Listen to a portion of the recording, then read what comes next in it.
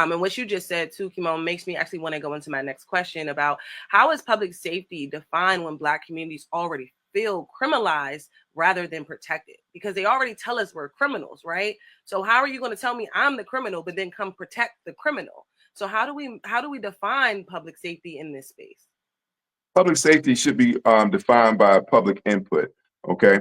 The As I said before, the majority of the people in the city, 80% of the people in the city, both white, black, brown, are against the takeover, are against the occupation. They should be the ones that are designing the plan for what public safety should look like. So unfortunately, we have public policy that doesn't include public input. We don't have government policy that's actually informed by the people. Most of the people want the wealthy to pay more taxes. Most of the people want free health care for everybody. Most of the people want more social programs, but yet and still, we still been force fed this type of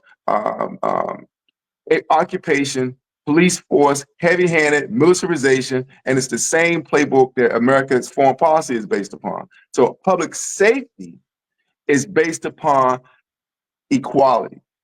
Okay, we need to have more equity because you can't have gross disparities in wealth, gross disparities in resources, and expect everybody to be fine. It's like if you had a pizza and you walked into a crowded room and everybody in this room is hungry, and you think you're gonna eat that whole pizza by yourself in front of all these hungry people. You know what I'm saying? That's what you're doing. You're playing in our face.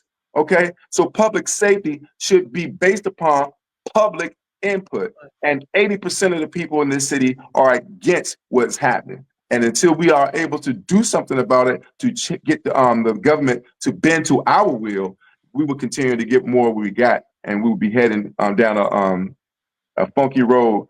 And as Martin Very King said, sticky. yeah, but a lot of people, I always have to say this, that most people are familiar with Martin Luther King's last speech, but they're not as familiar with his next to his last speech.